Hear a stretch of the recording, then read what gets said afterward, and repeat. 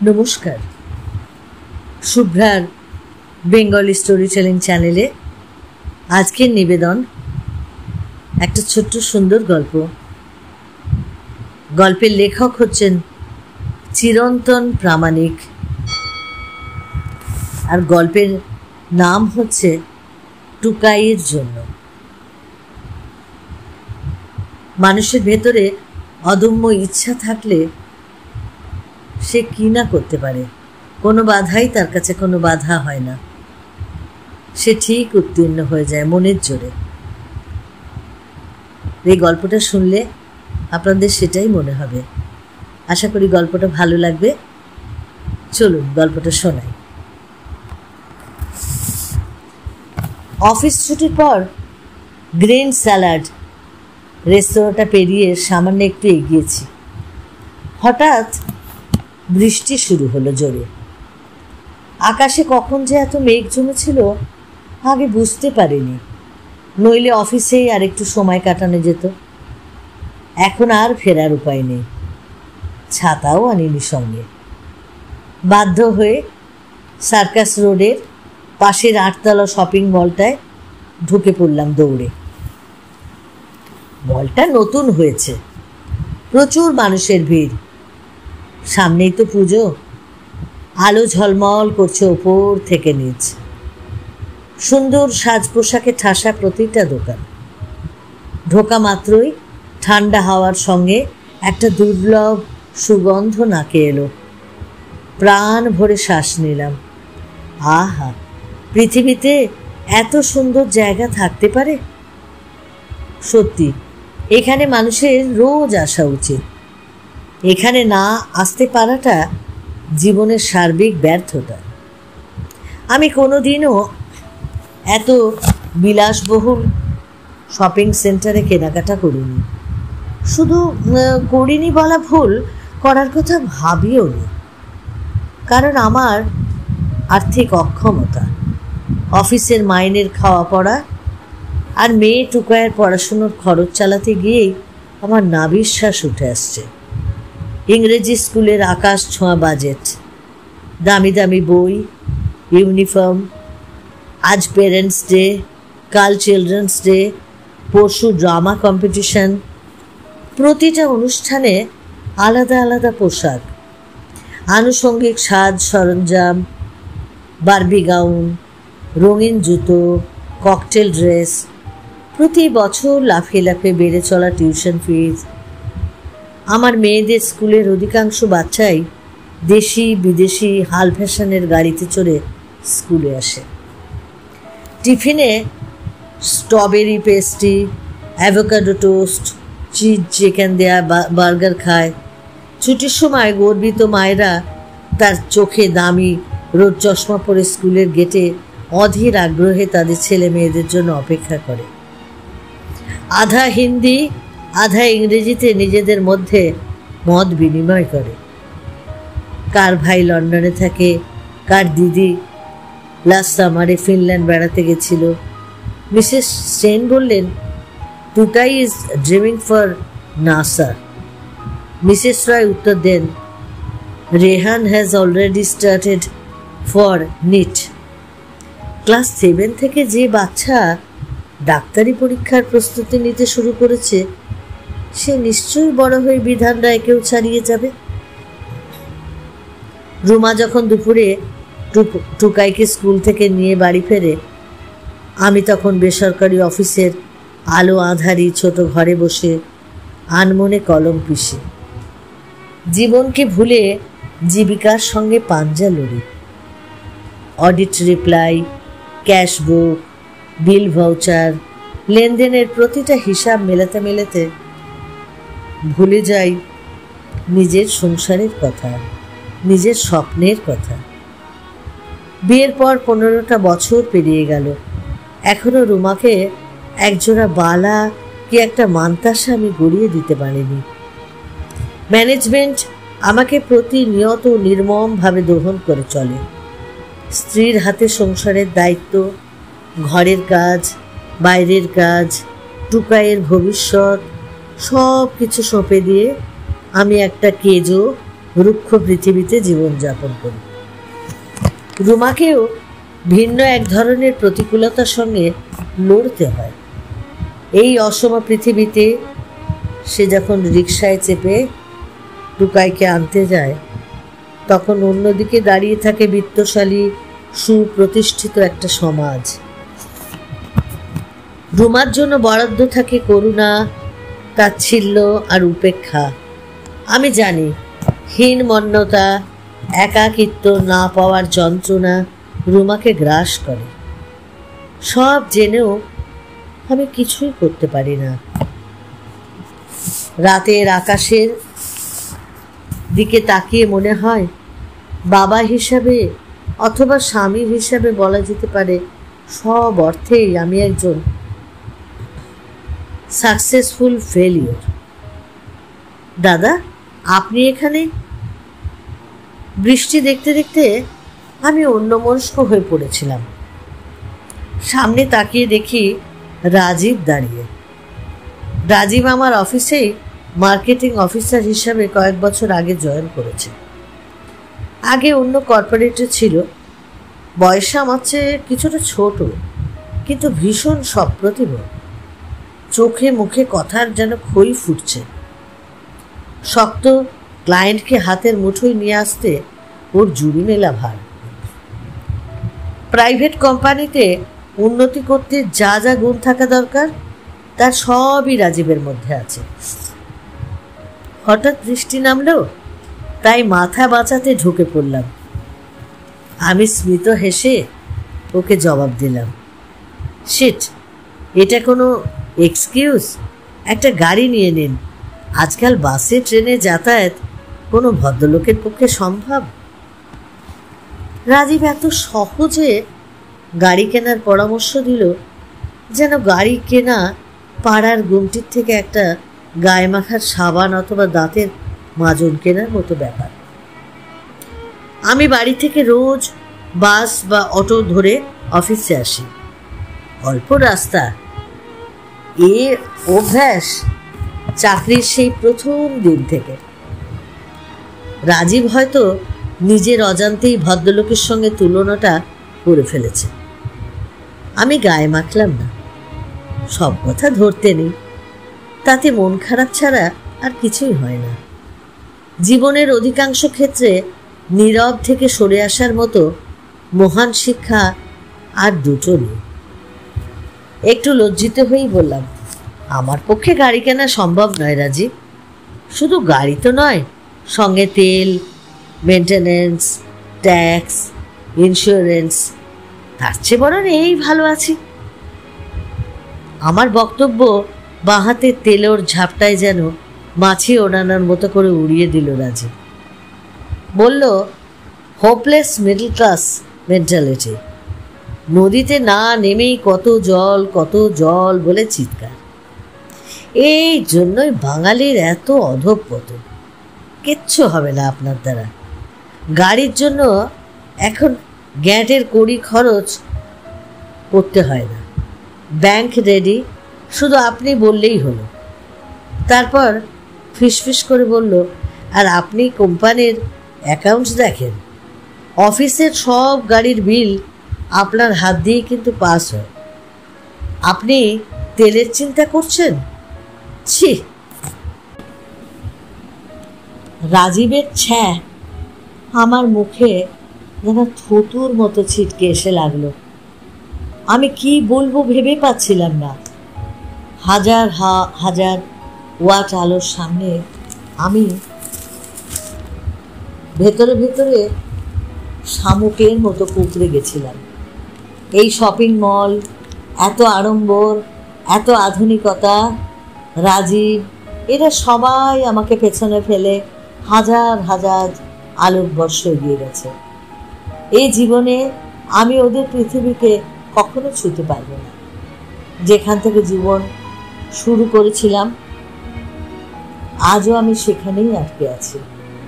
এখনো 2 কামরার ছোট ফ্ল্যাট, সাইকেলে বাজার, সাদা কালো টিভি, মাটিতে বসে খাওয়া, লোডশেডিংয়ের সময় হাত পাখা, আমার দীর্ঘশ্বাসের শব্দ, শপিং মলের কোলাহলে চাপা পড়ে যাচ্ছিল। এমন সময় রাজীবের 8 বছরের ছেলে এসে আমাকে বিপদের হাত থেকে রক্ষা করলো। Daddy, we are getting late. আমার দিকে তাকিয়ে রাজীব বলল, আমার ছেলে অঙ্কুশ, 6টা টিউশন, তার সঙ্গে যোগা, সাঁতার, ভায়োলিন, এক্সট্রা কারিকুলার না শিখলে বাচ্চার বিকাশ সম্পূর্ণ হয় না। ভাবছি ফ্রেঞ্চটাও শিখিয়ে দেব। আজ ম্যাথস টিচার পড়াবেন না, তাই ওকে নিয়ে একটু বেরিয়েছি। অঙ্কুশের এক হাতে রাস্কিন বন্ডের collection of short stories are অন্য হাতে টিনটিনের নতুন সেট। ট্রলিতে নানা রকমের খেলনা, অ্যাবাকাস, পাজল, বই, খেলনা, এত কিছু দেখে একরকম লোভই হলো। টুকাই তো দারুণ বই ভালোবাসে। আমাকে কতদিন বলেছে, বাবা হ্যামিংওয়ে পড়ব, বিভূতিভূষণের চাঁদের পাহাড় পড়ব, রাশিয়ান রূপকথা পড়ব। টুকাইয়ের ফেলিওর বাবা তাকে সেসব কিছুই কিনে দিতে পারে না।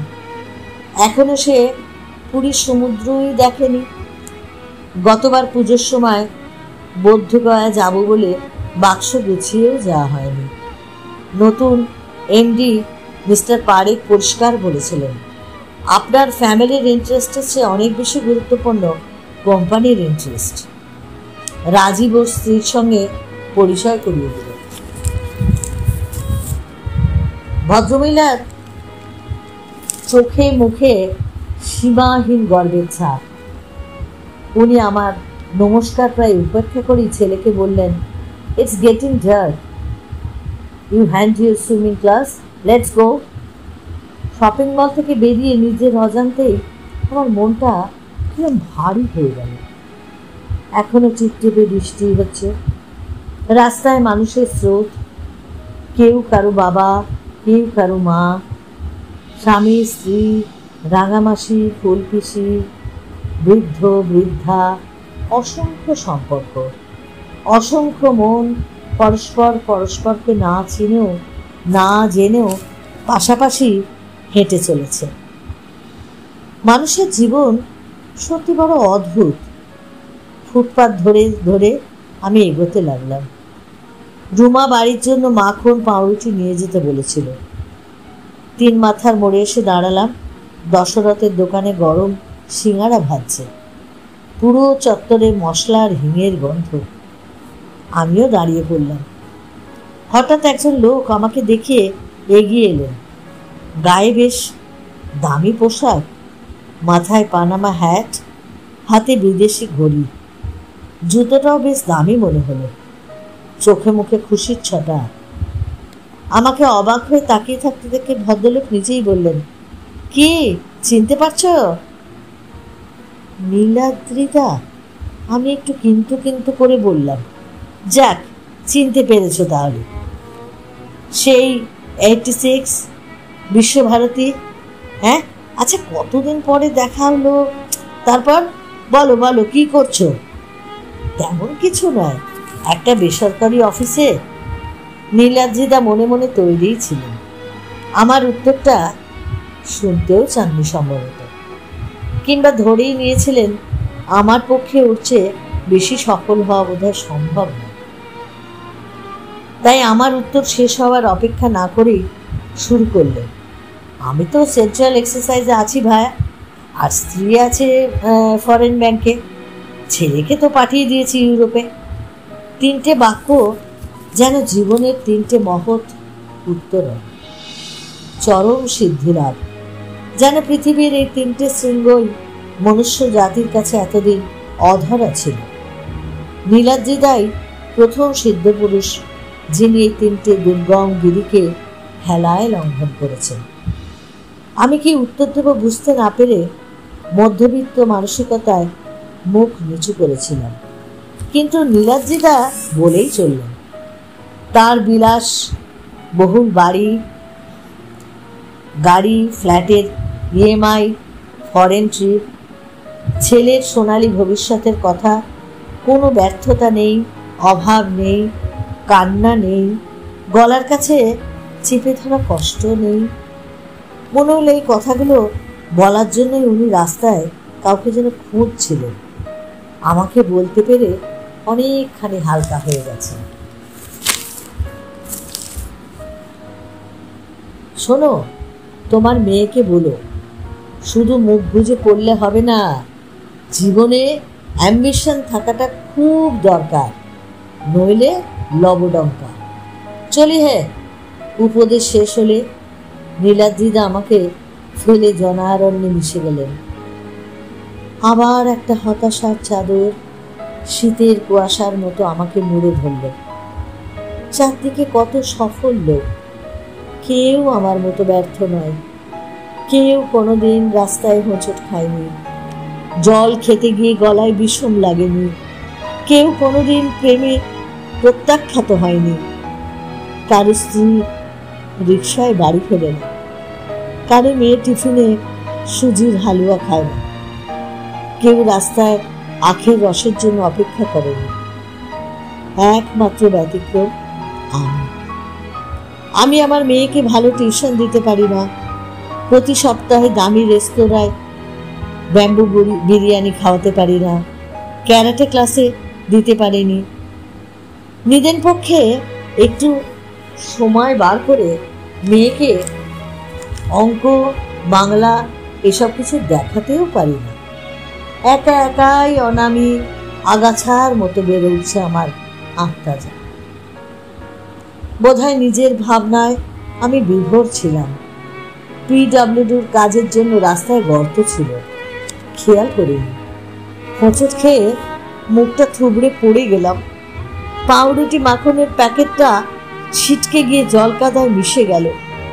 মনে হলো একটা অতিকায় স্বার্থপর সভ্য সমাজ অযোগ্য এই আমিটাকে পেছন থেকে ধাক্কা দিল। বেচারি টুকাই মাখন মাখিয়ে পাউরুটি খেতে বড্ড ভালোবাসে। আজ আর মাখন পাউরুটি বাড়ি নিয়ে যাওয়া হবে না। আমাকে পড়ে যেতে দেখে চায়ের দোকান থেকে একজন কম বয়সী ছেলে ছুটে এলো। দেখে হাঁটবেন তো, এ হে, কপালটা তো বেশ কেটে গেছে, তাড়াতাড়ি বাড়ি যান দাদা, তাড়াতাড়ি বাড়ি যান। বাড়িতে ঢোকার ঠিক আগেই লোডশেডিং হয়ে গেল। ভাবলাম রুমাকে আর উৎকণ্ঠায় ফেলবো না, কপালে রুমালটা চেপে সোজা বাথরুমে চলে যাব। আস্তে আস্তে সদরের গেটটা খুললাম। জানলা দিয়ে লণ্ঠনের আলো আসছে। টুকাই মাটিতে বসে আর সামনে বই। গৃহশিক্ষকহীন, অভিভাবকহীন, দামি দামি রেফারেন্স বইহীন, বাবার গাইডেন্সহীন একটা দ্বাদশ বর্ষীয়া কিশোরী অসম যুদ্ধে প্রাণপণ লড়ছে, সময়ের সঙ্গে, বৈভবের সঙ্গে, নিজের সঙ্গে। সে কি বোঝে তার বাবার অক্ষমতা, পরিবারের আর্থিক অনটন? সে কি বাবাকে কাছে না পাওয়ার অভিমানে জারিত হয় প্রতিনিয়ত? দরজায় টোকা দিতেই রুমা এসে দরজা খুলে দিল। দরজা খোলা মাত্রই টুকাই দৌড়ে এসে আমাকে জড়িয়ে ধরল। মনে হলো সে যেন আমার প্রতীক্ষাতেই মুহূর্ত গুনছিল। আমি কিছু বুঝে ওঠার আগেই ও আমার বুকে মাথা রেখে ফুঁপিয়ে ফুঁপিয়ে কাঁদতে শুরু করল। আমি রুমার দিকে জিজ্ঞাসা দৃষ্টিতে তাকালাম। রুমা আমার রক্তমাখা কপালের দিকে তাকিয়ে ভয় পেয়ে কিছু একটা বলতে যাচ্ছিল। আমি তাকে আঙুলের ইশারায় চুপ করে থাকতে বললাম। বাবা, কি হয়েছে মা, কাঁদছিস কেন? আমি হেরে যাইনি বাবা, দেখবে আমি একদিন খুব বড় হব, খুব বড় হব। সে কাঁদতে কাঁদতেই বলল। হারবি কেন রে? তোর কপালে যে জয় তিলক জল জল করছে মা। আমি তোকে সময় দিতে পারি না, ভালো খাবার, ভালো বই কিছুই দিতে পারি না, কিন্তু তুই তো সব বাধা টপকে যাবি, দেখিস। রুমা কখন সরে এসেছে, আমার ক্ষতস্থানে শাড়ির আঁচল চেপে ধরেছে, আমি বুঝতেই পারিনি। আমার ঘাড়ে মাথা রেখে নিজের চেপে রাখা আনন্দ মেয়ের কান্নায় ভিজিয়ে বলল, জানো, আজ আমাদের মেয়ে ফিজিক্স অলিম্পিয়াডে গোল্ড মেডেল পেয়েছে। এবার থেকে টুকাই হোমি জাহাঙ্গীর ভাবা স্কলারশিপ পাবে। স্কুলে সবাই আড়ালে বলা বলি করত, ও কোচিং নেই, গাইড নেই, ও পারবে না। আমি ব্যথা ভুলে আনন্দে কেঁদে ফেললাম। বাবার সীমাবদ্ধতাকে হৃদয় দিয়ে অনুভব করে টুকাই আমার চেয়ে অনেক অনেক বড় হয়ে গেছে। অনুভবে, বিশ্বাসে, প্রতিজ্ঞায়, দৃঢ়তায়। এই কান্না সমস্ত প্রতিকূলতাকে জয় করার নমনীয় প্রকাশ। আমি যে বয়সে পেশাদার পৃথিবীর কঠিন প্রতিযোগিতাকে চিনে উঠতে পারিনি, সেই বয়সে টুকাই বাকিদেরকে পেছনে ফেলে চূড়ায় পা রেখেছে। আমার সমস্ত অক্ষমতাকে ঢেকে দিয়েছে টুকাই, আমার একমাত্র মেয়ে। আমি ওকে আরো আরো শক্ত করে জড়িয়ে ধরলাম। এই সুন্দর হৃদয়স্পর্শী গল্পটা যদি তোমাদের ভালো লাগে তাহলে তোমরা অবশ্যই লাইক করো, প্রিয়জনকে শেয়ার করো। আর যারা নতুন এখনো আমাকে সাবস্ক্রাইব করোনি, প্লিজ প্লিজ একটু আমাকে সাবস্ক্রাইব করে আমার পথ চলতে আমার পাশে থাকো। প্লিজ আমাকে একটু সাহায্য করো। আর যে বন্ধুরা আমার পাশে থেকে আমাকে পথ চলতে সাহায্য করছো তাদেরকেও আমার অসংখ্য অসংখ্য ধন্যবাদ। সবাই ভালো থেকো, অপেক্ষায় থেকো আমার পরবর্তী গল্পের জন্য।